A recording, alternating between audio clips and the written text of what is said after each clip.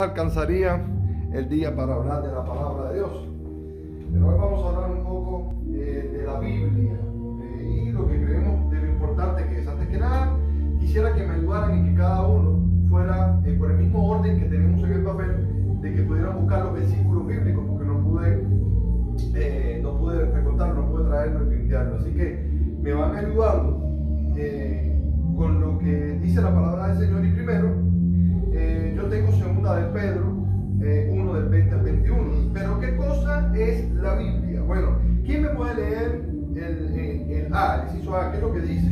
¿Qué es la Biblia? Es la palabra de Dios con la cual se comunica con su pueblo.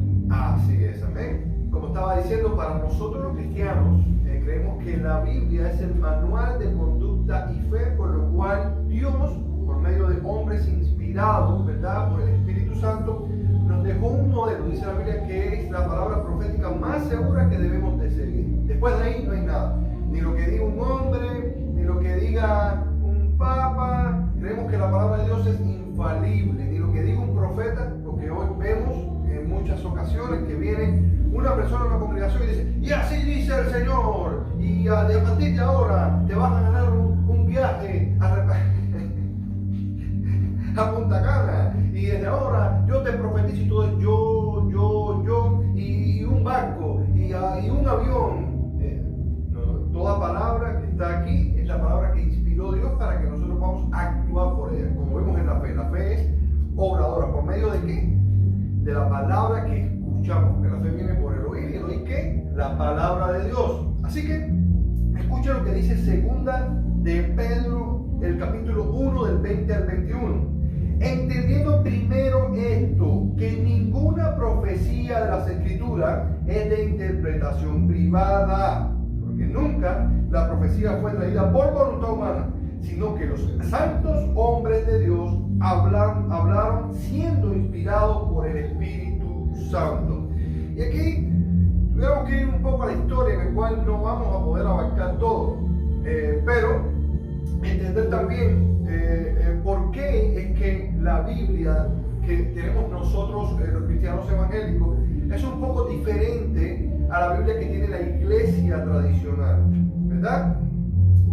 La Biblia evangélica tiene 66 libros, que se comprende de 39 en el Antiguo Testamento y 27 en el Nuevo Testamento. La Biblia tradicional, el cual el canon se cerró alrededor de 1540 y algo, ¿verdad?, que se cerró después de la Contrarreforma, después que Lutero hizo la reforma en el 1527, cuando clavó las tesis a Newton, ¿verdad?, en la iglesia en Alemania. Después, bueno, él entendió, ¿verdad?, por lo que estaba pasando, por las indulgencias, por el purgatorio, por lo que había, la manipulación que había en ese momento, que la palabra de Dios tenía que ser para todo el mundo, que no era de interpretación de una sola persona. Inclusive, no sé si saben que en aquel tiempo la Biblia no se leía, se veía por, ¿cómo se llama esto que tienen? Tiene un nombre, no me recuerdo, lo que hacen la liturgia, la iglesia tradicional, que uno lo hacen de espalda y otro lo hacen de frente. Bueno, no me acuerdo el nombre, ahorita me acuerdo. Bueno, tengo la punta de la lengua.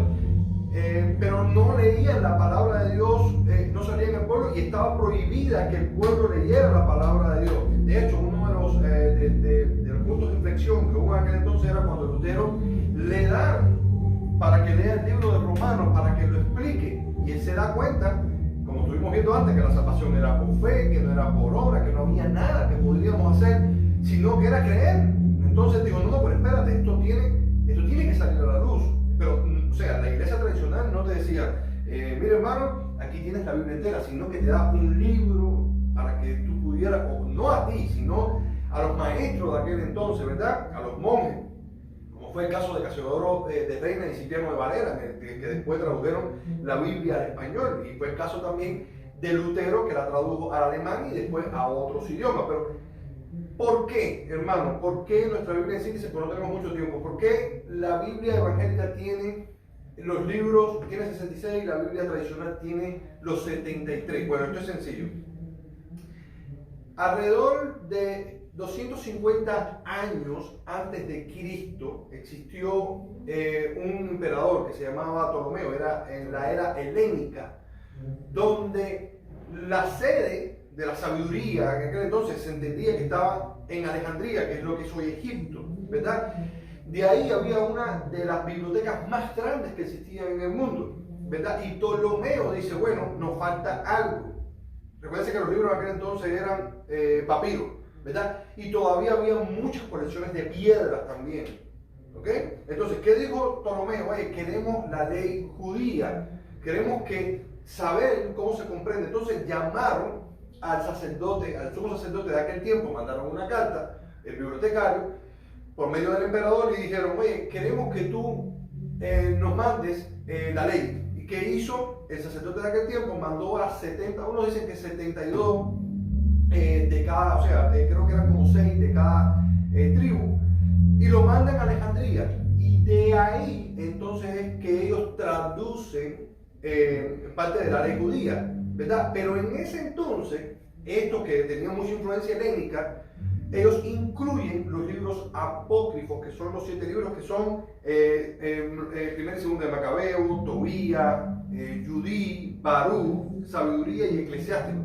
Estos libros no se incluyen en el canon que nosotros tenemos hoy porque se cree que tienen muchas incomprensiones. Por ejemplo, en el libro de Tobías creo que se habla mucho de brujería, que había un demonio que va, creo que a asaltar al pueblo, una cosa así. Y entonces, ¿qué es lo que hacen ellos? Dice que Dios manda a un profeta a que cojan un pescado, que pesquen un pez, y entonces quemen el hígado y los ojos de este pez para que esto ahuyente al demonio que venía al pueblo. Entonces, la Biblia dice que se interpreta por sí sola y no puede haber incoherencia, ¿verdad? Eso fue parte de la filología que en aquel tiempo usaron, ¿verdad? Para que no hubieran incomprensiones en ella. Entonces, Dios está en contra de que la hechicería, de invocar espíritu y ese tipo de cosas. Entonces, ¿qué pasa con esto?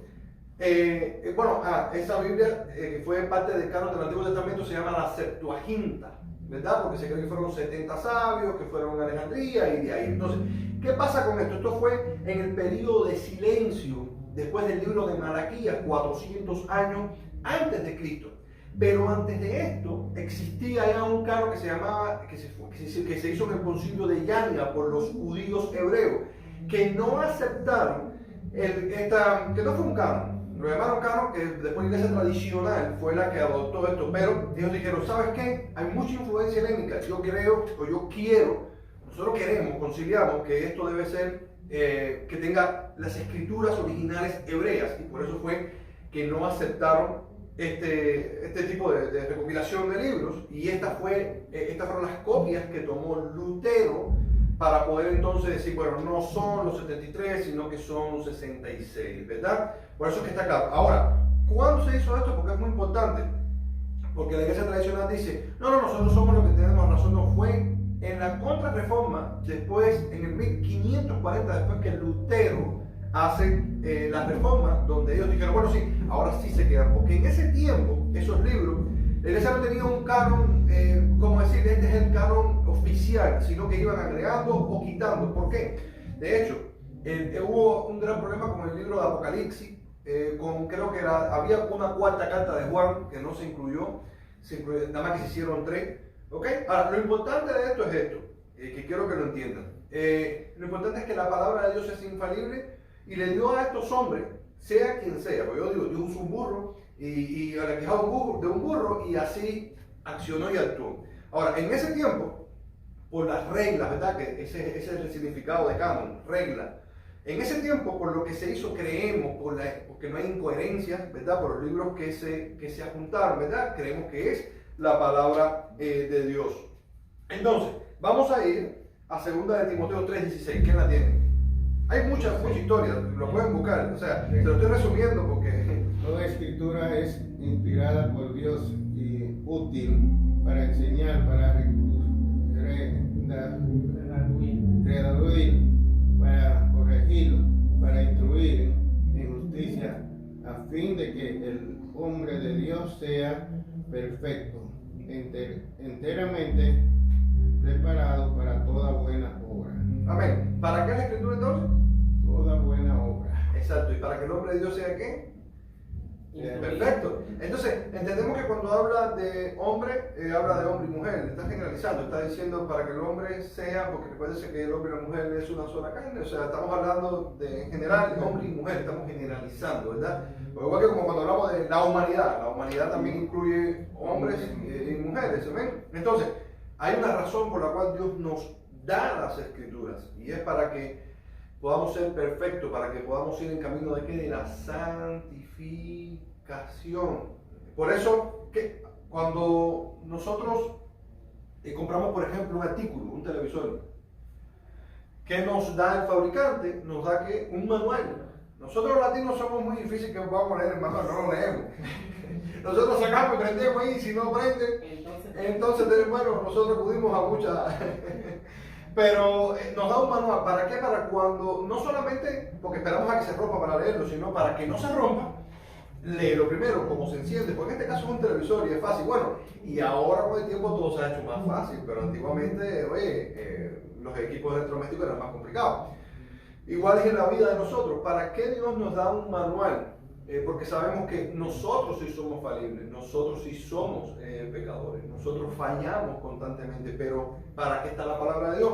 Para cuando yo fallo, que esta palabra sea rema en mi vida, o antes de que yo falle, poder ir a la palabra. Por eso es muy importante los devocionales, por eso es muy importante antes de leer la palabra, Señor, revélame qué es lo que está escrito, porque yo no sé si a usted le ha pasado, pero usted se levanta hoy y usted lee un versículo y mañana lo vuelve a leer y no le suena igual. Es más, y se aplica muchas veces a la situación que usted tiene en el momento. Y hay veces tú lo lees y dices, wow, pero esto ya no me sabe diferente, porque dice que la palabra es dulce como miel, ¿verdad? Aunque es martillo también, porque hay momentos que te confronta, ¿verdad? Ahora, tampoco podemos hacer lo que hace mucha gente de tomar la Biblia como oráculo, abrirla y decir, a donde caiga, ahí Dios me habló. No, eso no es así, porque la Biblia hay que leer en su contexto.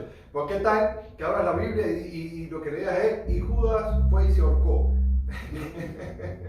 Eso no es usted, ¿entiendes? Pero ciertamente hay muchas promesas en la palabra de Dios que son universales y se aplican. El Señor es mi pastor, pues nada me faltará. Pues eso forma parte del carácter de Dios. Estamos hablando de la vida espiritual. Así que Juan 5:39, ¿qué dice? Escudriñad las escrituras, porque a vosotros os parece que en ellas tenéis la vida entera, no, eterna. Amén. Lo mismo que estuvimos viendo la semana pasada, ¿verdad? ¿Te acuerdas?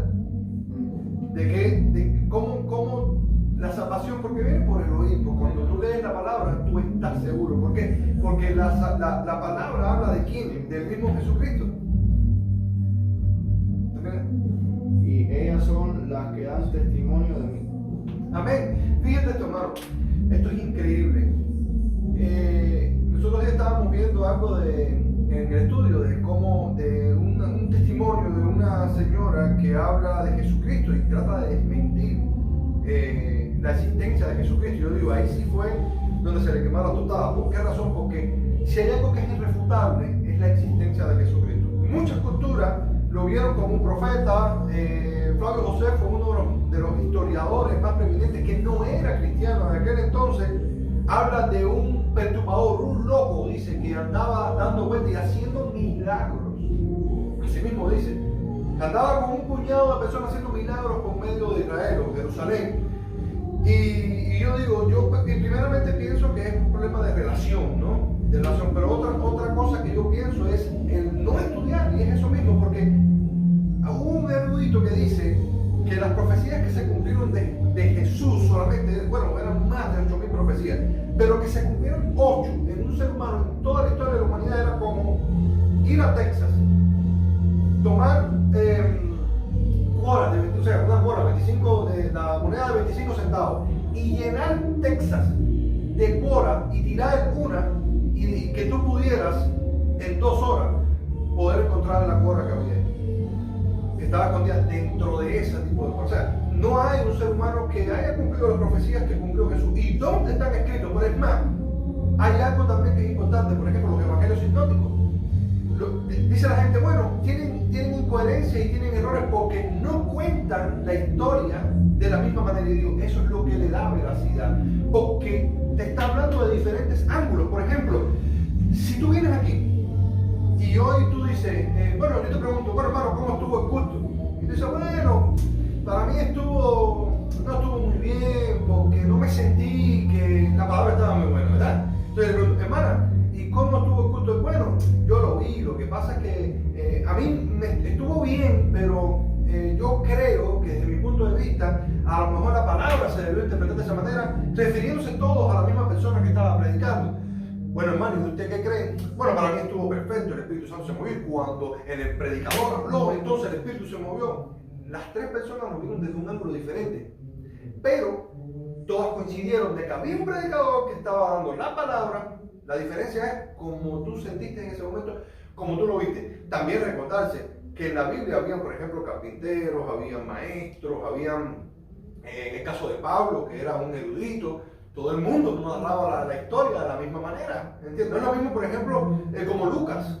Lucas, ¿me entiendes?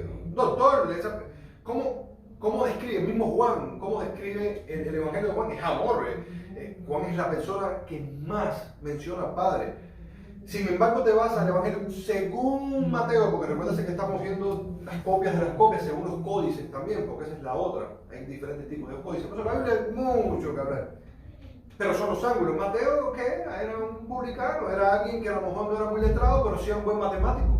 ¿Me entiendes? No es lo mismo como ve la vida desde un ángulo, su cosmovisión, un matemático, un físico, que a lo mejor, no sé, un escritor, un poeta que te describe la vida de otra manera, te ilustra, no es lo mismo. Entonces, ese es el caso de la Biblia, ese es el caso de los evangelios que certifican que Jesús existió. Y ¿qué es la Biblia? Aquello que habla del Mesías, de nuestro Señor Jesucristo. Por eso es veraz. Y todo lo que tenemos en el Antiguo Testamento también, ¿ok? Porque eso fue una de las reglas, de que fueran profetas de verdad y que se cumplieran históricamente y socialmente todo lo que se cumplió que vimos. Así que vamos entonces al, el B, ¿qué es lo que dice? Léelo. Aquí que me lo lea. Dice, es la regla infalible de fe y seguridad que nos guía con toda seguridad al cielo. Amén. Salmo 119, 105. Lámpara es a mis pies tu palabra y luz para mi camino. Amén. Entonces, ¿qué quiere decir eso? ¿Qué cosa es una lámpara? Una lámpara, algo que ilumina. ¿Ya leí? Mira para acá. La lámpara. Entonces, ¿qué cosa es una lámpara? Exactamente lo que dice el hermano. Lo que ilumina. ¿Y qué cosa es lámpara? ¿Qué? A mis pies y luz a mi camino. ¿Qué quiere decir? La vida en realidad está llena de desaciertos y de aciertos también, pero está llena de victorias, pero también de derrotas y tiempos de confusión también. Entonces, ¿qué es lo que nos dice la palabra? Dice la palabra que la suma de tus palabras es la verdad. Todo lo que está escrito en la palabra es para aplicarlo en nuestras vidas. No solamente lo bueno, sino también lo malo, porque hay muchas personas que dicen, no, pero que yo tomo lo bueno y desecho lo malo. No, pero espérate, eso no es así, porque entonces cuando toque la corrección, entonces no es aplicable para mí. No, sí, Dios es un Padre bueno, Yahweh, Jehová, es un Padre que es bueno, y como bueno también es juez justo, y como juez justo, Él te va a dar, bueno, es tan bueno que no te da lo que merece, porque si Dios no diera lo que merecemos nosotros, entonces estuviéramos muertos todos. Pero, ¿qué dice? Como Padre, por medio de Jesucristo, ¿verdad? Que ahora se dice que somos hermanos, por medio de Jesucristo somos adoptados al Padre. ¿Qué es lo que tú le haces a tu hijo si se porta mal? Bueno, en el tiempo mío te damos unos buenos correazos. A lo mejor la metodología no es la mejor, pero yo estoy seguro que nos criamos mejor que muchas de las generaciones de ahora. O sea, no estoy diciendo que la metodología sea buena, ni estoy comparando la corrección y la disciplina de Dios con la nuestra, porque no es incomparable. Pero sí he visto en la Biblia muchas veces que el Señor corrige y el Señor disciplina con vara dura, como dice. Entonces, lo bueno y lo malo, para que en el día de la oscuridad sea lámpara en mi pie. Yo me levanto y a lo mejor me levanto con depresión, me levanto porque así pasa. El estado moral no se sabe cuál es. Un día, así es el ser humano, un día tiene frío y se tapa, un día tiene calor y se tapa. Y un día me siento de mal humor, no quiero hablar con nadie ni que nadie se me para adelante, como un día estoy contento y feliz. Pero lámpara en mi pie, tomo la palabra del Señor y me sumerjo, como dice la palabra, buscarlo en los secretos, tú y él, porque la oración en público congregacional es buena, pero no hay como la búsqueda de la palabra tú solo, con él, papá, con confianza, porque esta es la otra. Cuando vamos a donde está Dios, muchas veces nos llenamos de religiosidad y religión. Yo puedo estar por la calle caminando y hablando con el Señor y declarando su palabra, porque eso sí podemos declarar, la palabra, la que está escrita, pero no a nuestra conveniencia. Y hablar con el Señor, y aquí está esta promesa, y Padre, así, porque Él es tu Padre. Tú no vas a dar de tu poquito y dices, papi, tú me puedes, mi papá, tú me puedes, por favor, regalar 10 pesos para que yo, oh glorioso Padre. No, tú vas a tu momento y dices, veo, vivo, como ese recuerdo, sálvame ahí con 20 pesos para coger.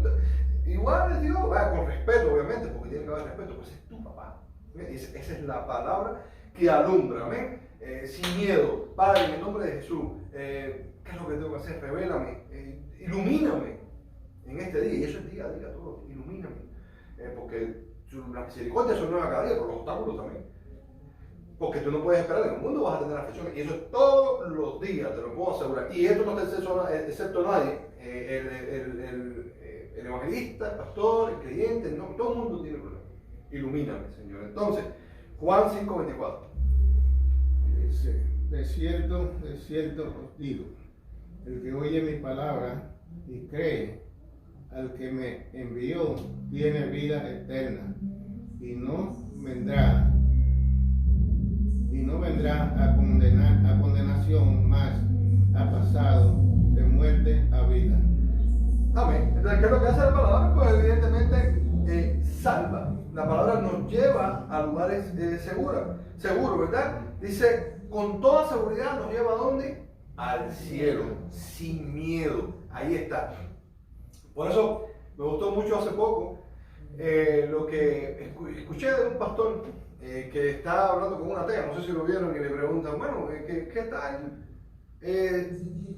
si en los días postreros, ¿lo vio? Sí. No existe cielo nuevo, no existe nada, no existe Dios y no existe nada. Y él le responde y le dice, bueno, si yo parafraseando más o menos lo que me acuerdo, le dice, si yo creo en vano, no pierdo nada. Pero si es verdad que hay cielo nuevo y tierra nueva, ¿qué tú pierdes? Dice, lo pierdes todo. Le dice a ella, ¿qué tú pierdes? Dice, yo no pierdo nada. Que yo pierdo con santificarme, con tratar de ser mejor persona, de ser mejor padre, mejor amigo, mejor madre, yo no pierdo nada. Pero tú sí vas a perder todo así. Tú no crees, ¿verdad?, en lo que dice la palabra. Qué lindo. Y es la realidad, ¿verdad? O sea, no hay nada malo en tratar de ser mejor, pero sí hay algo muy malo en no tratar de hacer nada. Porque realmente es lo que nos dice la palabra. ¿Qué tienes que hacer? Bueno, cree, con toda seguridad. Así que, entonces, C. ¿Qué dice C?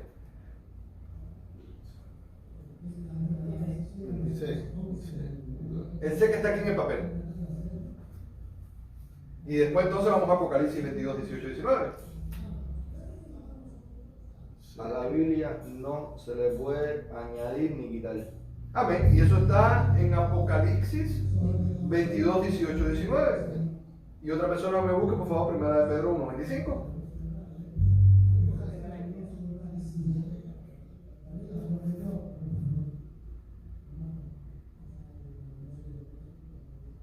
Dice, yo testifico a todos los que oyen las palabras de la profecía de este libro.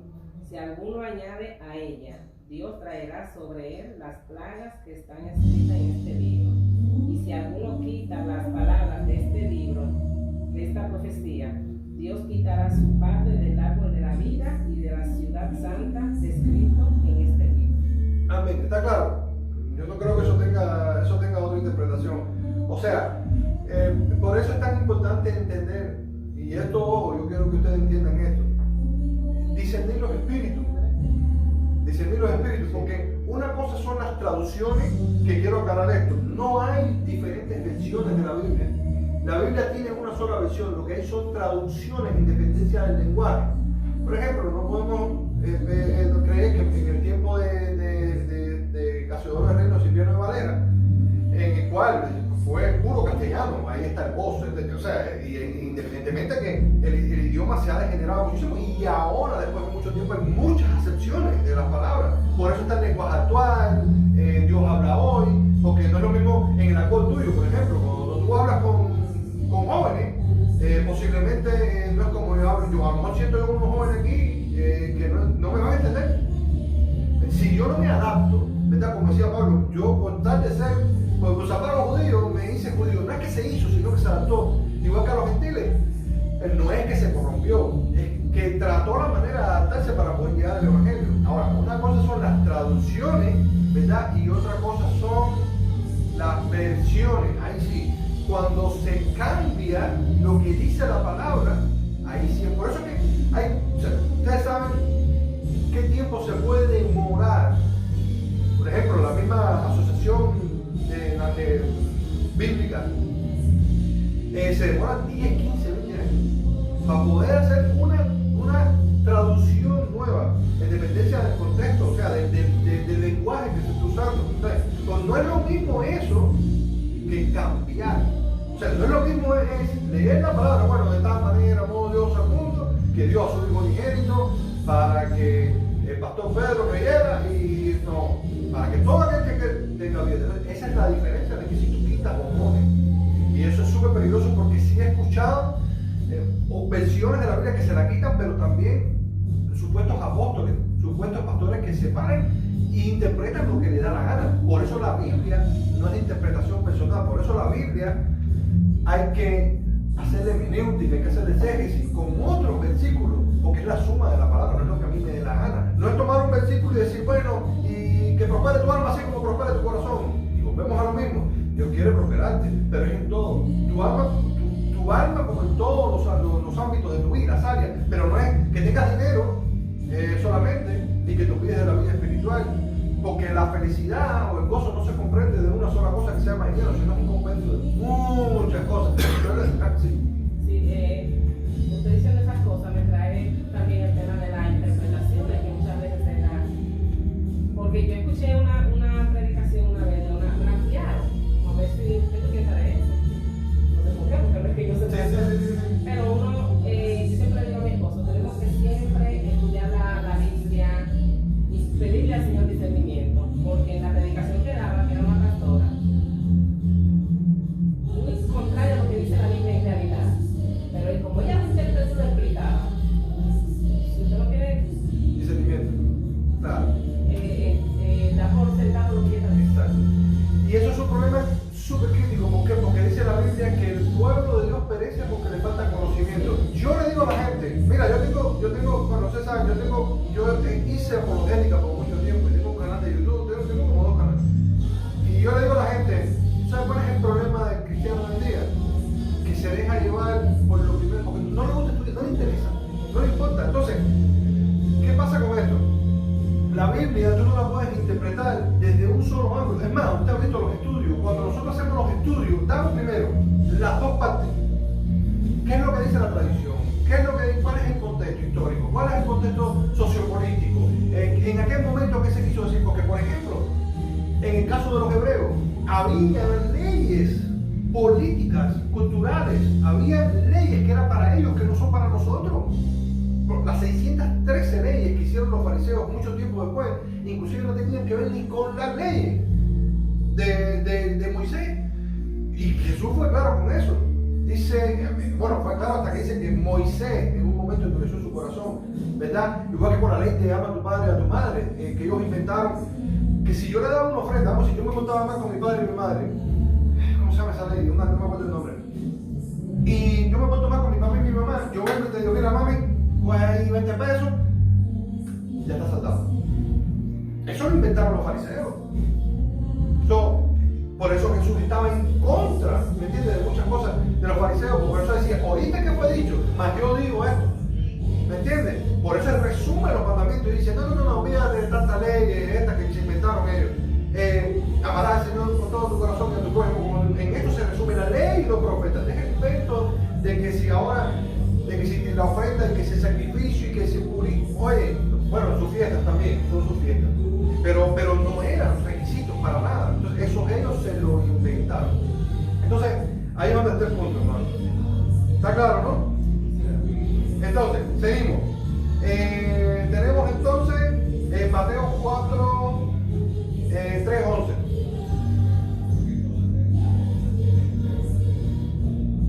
Dice, y acercándose el tentador le dijo, si eres hijo de Dios, di que estas piedras se conviertan en pan. Pero él respondiendo dijo, escrito está, no solo de pan vivirá el hombre, sino de toda palabra que sale de la boca de Dios. ¿Y ahí? Entonces el diablo le llevó a la ciudad santa, le puso sobre el pináculo del templo y le dijo, si eres hijo de Dios, lánzate de abajo, pues escrito está, a sus ángeles te encomendarán y las manos te llevarán, no sea que tu pie tropiece en piedra. Jesús le dijo, también está escrito, no tentarás al Señor tu Dios. Otra vez el diablo le llevó a un monte muy alto y le mostró todos los reinos del mundo y la gloria de ellos. Y le dijo, todo esto te daré si postrándote me adoras. Entonces Jesús le dijo, vete, Satanás, porque escrito está, al Señor tu Dios adorarás y solo a Él servirás. Y el diablo entonces le dijo, y he aquí, ángeles vinieron y le ¿Qué sirvieron. le llama la atención de ahí, rapidito? ¿Qué le llama la atención de ese pasaje? Jesús siempre le contesta que, o sea, Satanás le habla de que Cristo está, pero Jesús también le Exacto. Recuérdense algo. Satanás nunca jamás va a ser como Dios porque él no es ni nada. Él fue un querubín creado, pero si es un bicho viejo, como decimos nosotros los cubanos. Es un bicho viejo. ¿Por qué? Él no tiene armas nuevas, pero él es antiguo y él se sabe todas las artimañas para poder, ¿verdad? A ver cómo te deja llegar un dato. Por ejemplo, ¿cuál fue la estrategia que usa? Pero Jesús, pero si escrito está, tírate. Tú no dices que Dios y sus ángeles te van a recoger en el aire. Pero Jesús tiene algo y le dice, no, pero espérate, no me vas a engañar, también escrito está de esta manera. Y por eso es importante conocer la palabra, porque esas son las artimañas que usa. ¿Cuántas veces han venido gente que no son cristianos y te dicen, no, pero si, como me dijo un tío mío una vez, me dice, ¿qué? Si la Biblia dice, come y bebe, que mañana moriremos. Entonces, mira, vamos a beber. Busca la parte más cómoda. Claro, pero eso Pablo lo dice como diciendo, lo que quiso Pablo decirle es, si la resurrección de nada sirve, ¿verdad? Entonces nosotros creemos en vano, entonces ¿para qué vamos a creer? ¿Cómo vamos y bebamos que mañana de todas formas vamos a morir? ¿Me entiendes? Pero es una comparación que está diciendo, no está diciendo que lo haga, ¿entiendes? Igual que lo del bautismo por los muertos también, o sea, es una semejanza de lo que está diciendo. Entonces, ¿para qué? No importa, haz lo que tú quieras. Entonces, ¿qué es lo que hace el enemigo siempre? Trata la manera de usar la palabra. Oye, tú no eres cristiano. Si tú eres cristiano, ¿por qué estás enfermo? ¿Y por qué tu tía tiene cáncer? Y si tú eres cristiano, ¿por qué te vienen problemas? ¿Y por qué ahora tú tienes, por qué tú, ¿y por qué tú no tienes dinero? ¿Y por qué Dios te deja que tú pases por eso? La bendita pregunta. ¿Y por qué entonces Dios deja que la maldad llegue donde estás tú, si tú eres cristiano? Eso es lo que hace el enemigo muchas veces. Y usa personas, la misma familia. ¿Cuántas veces tú en la iglesia ahí todo el tiempo? Y mira cómo está hecho un miserable. Lo que pasa es que para ellos la bendición se comprende de riqueza, que no tiene que ver con tu paz espiritual. A lo mejor están en depresión, tienen ganas de suicidarse, o sea, porque es una vida de apariencia que no pueden llevar. Pero tú tienes la bendición, ¿verdad? Que es la que sobrepasa todo entendimiento, la paz de Jesucristo. Y por eso después hasta te envidian y te ven y te dicen, sí, pero yo quiero tener lo que tú tienes. No te lo dicen en el momento, pero después. Entonces, esa es la palabra, escrito está. Amén. Entonces, vamos a adelantar un poquito. Sabemos que la palabra de Dios es la espada para vencer las fuerzas del maligno, que es lo que vimos ahora. La nueva vida que ha recibido el cristiano, que está en Mateo 4, pero vamos a seguir hacia abajo. ¿Quién me lee después de la nueva vida que ha recibido el cristiano? El cristiano debe creer en la Biblia para ser sabio. Eso lo vimos antes. Ven. Debe leerla para ser sabio. Amén, ahí está. Dice que es mejor la sabiduría, ¿verdad? O la inteligencia, que tenemos que ser como árboles plantados en un río. Amén. Entonces, la C. Debe practicar para ser santo. Amén. Y eso vamos a hablar en la próxima clase. La D. La palabra de Dios es inmutable, no cambia Ahí, Mateo 24, 35. Siga, hermano. Y Isaías 48, ya con esto vamos a terminar. Secase las hierbas, marchita la flor, mas la palabra de Dios nuestro permanece para siempre. Y mira que permanece, hermano. De eso, ¿te acuerdas que estuvimos hablando la semana pasada? Mira que han tratado de destruir la palabra, hermano. Y no se puede. No se puede. Entonces, Isaías 48. Esa fue la que leí. Ah, bueno, Mateo Isaías 24. 40. Mateo 24, 35.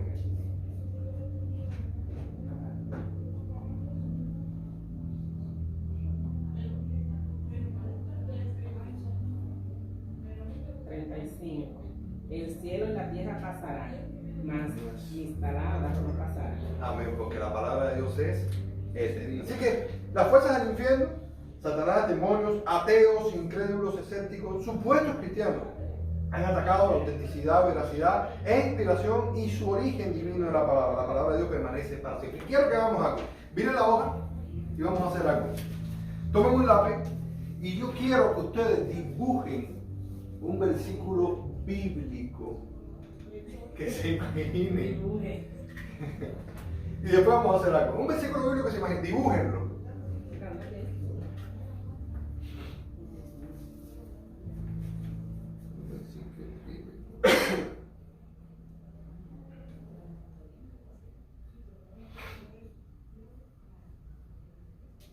Yo dibujo fe. No importa. Eso es para el Señor.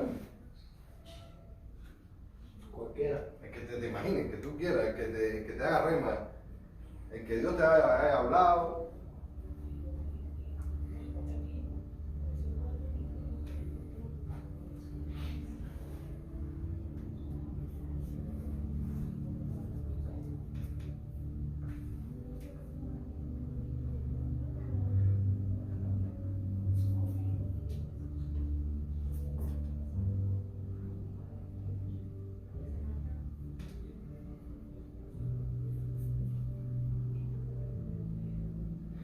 Oye, no se fije, hermano.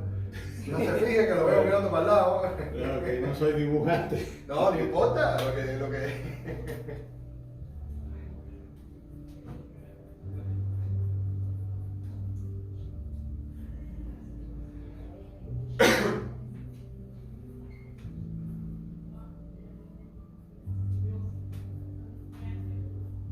Bueno, yo no soy dibujante, pero te digo. No tiene que ser tan perfecto. Nada más que iba a traer plastilina, pero no. Vamos con plastilina, pero lo hubiésemos hecho mejor. Entonces, a ver, hermana. Ahora lo que vamos a hacer es esto. Usted le va a mostrar lo que dibujó a los hermanos y ellos van a interpretar realmente lo que usted Yo lo miro. dibujó. Para que te diga. Ah, bueno, dale, no. 5 minutitos.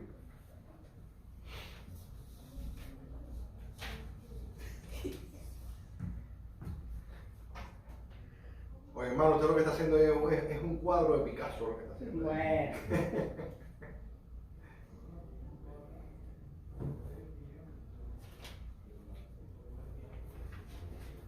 ¿Ya? Ya. Ok, entonces, a ver, muestre su dibujo, hermano. Mira, Nata. Okay. ¿Qué creen que, cuál es el versículo que le hermana? Eso es luz. Sí. ¿Qué usted cree, hermano, que significa o cuál es el versículo que la hermana dibujó? Bueno, no sé el versículo, pero ¿O qué quiere lo decir? que entiendo es si lees la palabra, encontrarás luz, algo así. ¿Y tú? Lo leímos todo. Ay, eso es trampa, ¿verdad? Para ponerlo fácil. ¿Sí? Ese lámpara es a mis pies, Ajá. tu palabra. Ahí está. Gloria a Dios. A ver, hermano, entonces, usted. Él hizo un dibujo, pero yo no entiendo. Él pone la cita, pero no recuerdo. Es muy bien. Bueno, yo veo tres cabecitas, ¿no? Una persona que está como decaída, brava por la condición Está el mundo, tiene el brazo caído. Ahí está, gloria a Dios. ¿Y usted, hermanito? Es Proverbios 3, 34. Yo no sé cómo decirlo en. No, pero espérate. Pero que quiero que yo te esperara. Somos nosotros, yo estoy buscando a ver. Proverbios 3, 34. No. Ahí es. Eso lo sobraron ya. Yo no sé. Pero, a ver. Habla de una águila. Puede ser como parece un salmo, las águilas del omnipotente, que, algo así. No, bueno. Entonces. No sé cómo decirlo en español. No, por lo menos que él la ayude. Ciertamente él escarnecerá. ¿Cuál es? Ciertamente él escarnecerá a los escarnecedores y a los humildes dará gracia. Ok. Bueno, un escarnecedor es como una persona que critica mucho, que siempre está juzgando.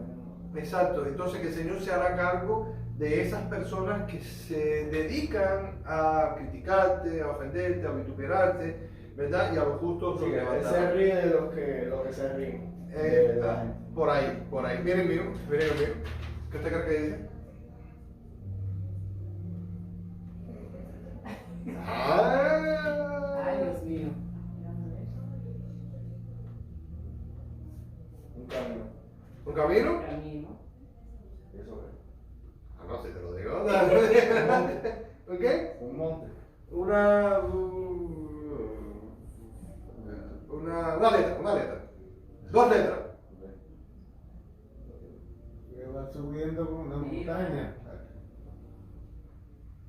El camino, la verdad. Y la ¿Cuál es el objetivo de esto? En realidad, visualizar realmente, porque muchas veces las personas dicen, no, yo voy a visualizar. Lo que tenemos nosotros como visualización no es lo mismo que se entiende, igual que la meditación que habla la Biblia. No es la misma meditación que tienen las culturas ¿verdad? Occidentales en cuanto a creerlo y se da y mantenerlo en la mente y entonces la energía positiva no. La Biblia cuando habla de meditar y de visualizar habla de interiorizar, ¿verdad? Habla de analizar, habla de, como estaba diciendo ahorita, en los momentos críticos también, en los momentos de victoria, en todo momento declarar la palabra del Señor. Y ese es el objetivo, de que usted, porque no es lo mismo cuando usted va a ser didáctico, cuando yo se lo dicto, que cuando usted lo escribe o cuando tú, esa es la metodología que se usa mucho con los niños y por eso aprenden más rápido. Por eso es más fácil aprender porque tú pones un video, cualquier cosa y se interioriza mejor, se aprende mejor que antiguamente, que siéntate, te dicto. Entonces, de eso se trata, de saborear, de imaginar. Imagínese usted, yo diría lo que fuera para estar en los tiempos de Jesús, de ir allí y ver, hay muchas series que hoy, ¿verdad? Hacen gráficamente la historia y todo, pero eso es lo que quiere la palabra. Meditar es constantemente, medita de día y noche, le dijo Salomón, en mi palabra, ¿verdad? ¿Qué es lo que le dijo? Átala a tu cuello, escríbelo en las tablas de tu corazón. Por eso la Biblia hay que saborearla, hay que dedicarle tiempo, ¿verdad? Para poder realmente saber lo que Dios quiere, porque hay una aplicación que es para todo el mundo, pero hay una aplicación que es para mí.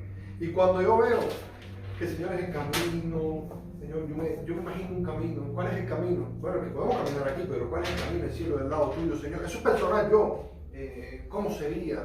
Por ejemplo, dice la gente que tratar de describir a Dios muchas veces es pecado, pero yo me imagino, Señor, ¿cómo será? O sea, hay que soñar. No hay nada de malo, porque entonces, ¿qué pasa? Se te hace aburrido, ya no... Es un libro como otro cualquiera, y es el Espíritu Santo, ¿verdad? El que revela. Obviamente hay que tener la literatura, pero la parte empírica también es importante. La parte de imaginarme, de soñar, Señor, ¿cómo será? Lo mismo, tus promesas para mí, Dios mío. Porque hay cosas que Dios te habló a ti, que no me habló a mí. Hay cosas que tú estás luchando, quizás no como persona, que no son mis luchas, no son mis pecados. Entonces, cuando yo visualizo eso, es cuando yo puedo decir, de verdad, Señor, de que tú eres bueno, de verdad que tu palabra es verdad, de verdad que las promesas que tú me diste son para mí, por eso me ayuda, ¿verdad?, a seguir constantemente en sus caminos, ¿verdad? Porque esa es la Biblia, separada de mí nada pueden hacer. Entonces, sigamos, ¿verdad?, en su palabra, en sus promesas, sigamos creyéndole a Dios que lo que Él dijo se va a cumplir. Eso, mi hermano, créalo, eso es irrefutable. mucha gente no lo puede entender porque se cree de la fe y la fe es indescriptible. La fe no hay una ecuación, ¿verdad?, matemática que pueda describir el significado de la fe, ¿verdad? Y por eso lo creemos. Independientemente, yo le digo a la gente, mira, no importa porque van a ver en la Biblia cosas como la coma jónica, cosas así que fueron agregadas en algunas descripciones de la Biblia o partes, como estaba diciendo, que a lo mejor fueron agregadas por algún motivo. Pero yo digo, si Dios permite, o si no, por ejemplo, yo cuando voy a estudiar, yo voy a la Biblia Pechita, yo voy a otras Biblias que son para estudiar, pero eso no quita el significado y la esencia de verdad lo que el traductor quiso decir.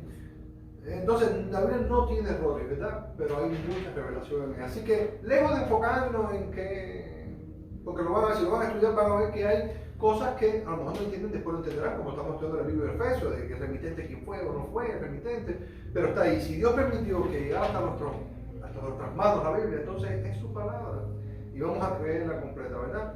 Así que de verdad, hermanos, gracias por venir, por decir sí, de verdad que estoy sumamente agradecido de ustedes, porque hay un motivo principal, y es que yo sé que quizás no todos ustedes en algún momento han estudiado la palabra de Dios, pero cuando nos unimos, que eso es lo que quiere Dios, vemos las cosas de otros ángulos, ¿verdad? Y el decir sí hoy es muy importante porque primero refrescamos, ¿verdad? Y compartimos, que esa es la idea, y se nos hace ameno la mañana. Así que, bueno, vamos, si puedes orar, por favor.